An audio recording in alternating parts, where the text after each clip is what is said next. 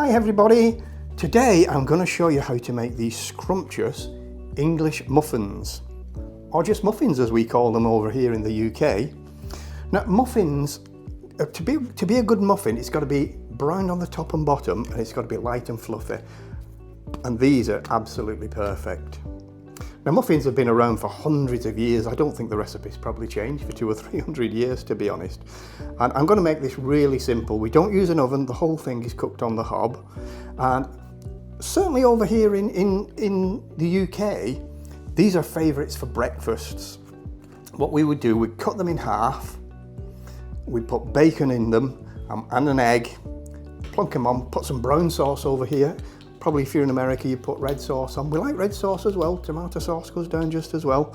But we would use them for breakfasts. You can though, you can use them, you can put anything on them. You can put jam in them if you want as a snack. You could even put ham, you can do whatever you want with them. They're very, very versatile. So, I'm Paul. We're Simply Cooked by Maggie and Paul. Let's get on and I'll show you how to make these scrumptious English muffins. Right, well, making an English muffin, or just a muffin as we call them here in the UK, is really, really easy. All a muffin is a type of a bread roll. So with any bread, we've got to make a dough. Today, I'm only going to make enough for four muffins. I suggest, though, that you sort of make it for 8, just double the ingredient quantities. Make it for 8. They'll stay fresh for about 3 or 4 days in an airtight container. But I would freeze them, so you're only making it once. So let's get on with it. This is what you do to make 4. Dead easy. I've got 200 grams of strong white flour. Now you don't have to use strong white flour, but that's what I'm going to use today. And I'm going to use some instant yeast. So there's about half a packet here. I made some yesterday, so this is the other half of the packet. There's about 5 grams. Stick that in there like that. We've got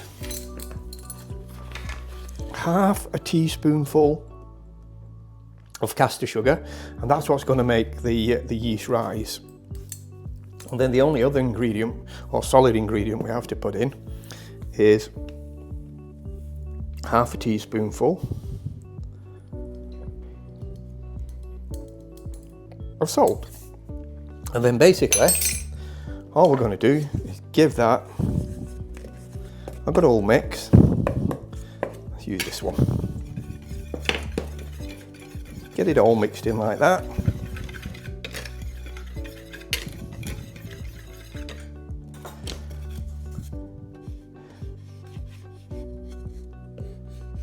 And now we're ready to put the milk in. So here's a little trick.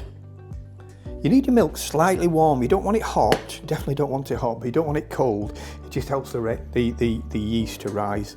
So what I've done is I've just put some hot water or warm water in a pan and then put my milk in there, and I've let it stand for about 5 minutes. So it's just clean hands. Yes, that's just lukewarm. Basically, we're just going to mix this into here and just basically make the dough. Now you can start off using a spatula like I'm doing, but if you watch my videos you'll know that I like getting my hands in here and getting messy, and it's the easiest way to do this. Now there's 125 grams of whole milk gone into there. As you see, it's still pretty dry, but you'd be surprised, it does go off quite easily. And what you want to do, as I say, get it mixed a bit like that, but you're going to have to get your hands in, so make sure your hands are clean, obviously.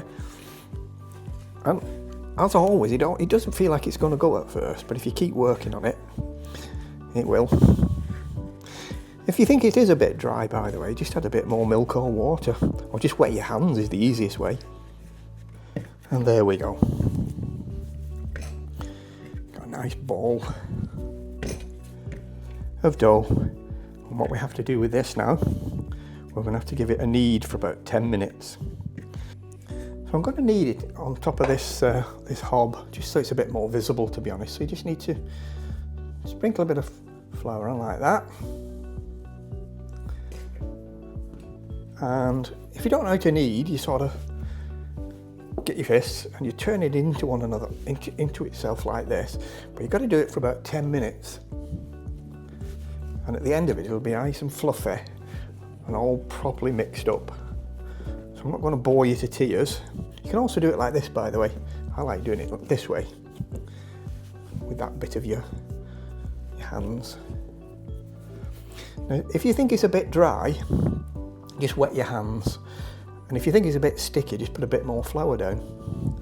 So I'll get on with this and we shall see you in 10 minutes. Right, that's had a good 10 minutes knead and it's a nice ball, can you see, ready to go. And what I'm going to do now though, I'm just going to put that on one side.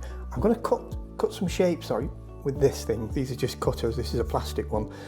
The lovely Maggie's going to go mad at me for doing this on top of the hob, but this is plastic, so it's not going to damage it.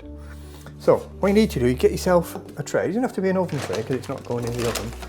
And you need some powdered semolina, just a little bit. And what you're going to do, you're just going to spread it onto here.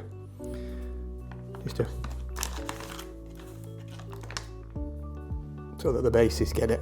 And you don't need a lot. Especially if you're only making 4. As I say, I would make 8 if I was you. So just do that like that. And then what we're going to do, let's get our ball of dough. And I'm going to squash this down. I've got a rolling pin here. You don't really need a rolling pin, to be honest, but you want to get this so it's about 12 millimeters, something like that. Just less than half an inch. And at that thickness, we should be able to get 4. This is about 80 millimeters across. I don't know what that is in inches, but you can get your rolling pin here. You don't want them too thin. They will rise, by the way, when we leave it to rise. These will double in height. So they'll be about 25 mil, an inch. But you want them something like, that's not too bad. Like that.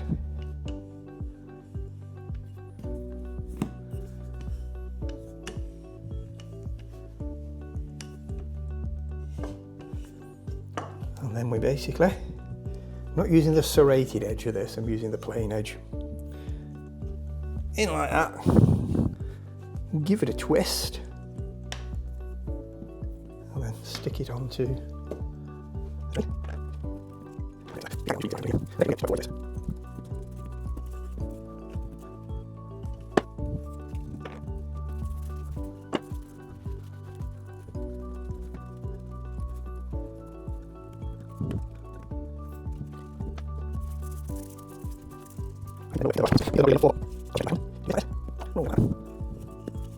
I don't quite want to get it, is it?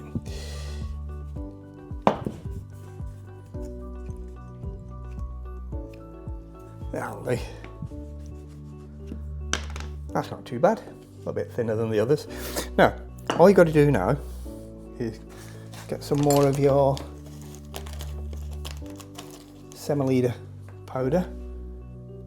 These are sprinkled on the top like this, and it's this semolina powder. This is what's going to make it taste like, you know, what a muffin tastes like, that distinct flavour.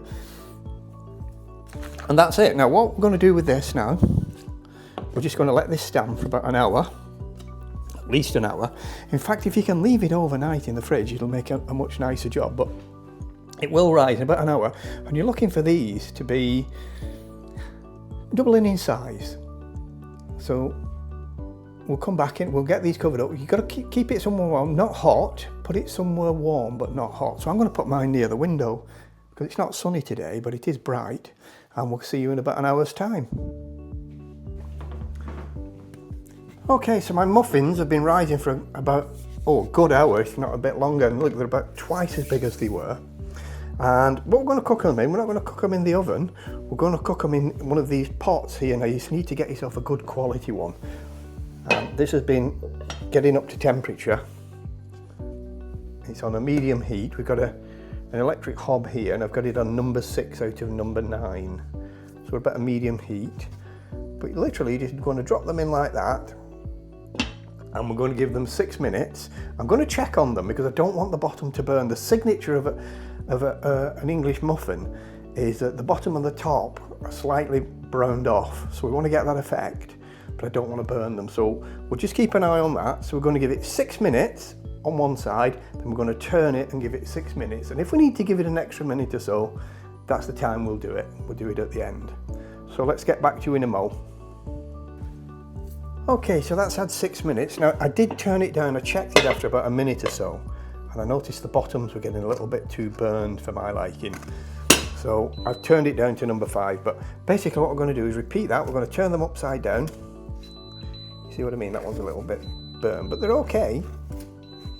We'll turn that over like that, and I shall get Siri to tell us a 6 minute timer. Hey Siri, set a timer for 6 minutes. And there she is, off she goes. Oh, and we shall come back and have a look at that it's doing in 6 minutes. Okay, well Siri's telling me we've done 6 minutes, so thank you very much Siri. Let's have a look in here. Oh yes, so let's have a look. Oh, I think those are done. I don't think they need any more time. As I say, if you feel they're not quite done, just give them another minute, but they're great. What we need to do with those now is we need to switch this thing off. And you need to put them out to cool.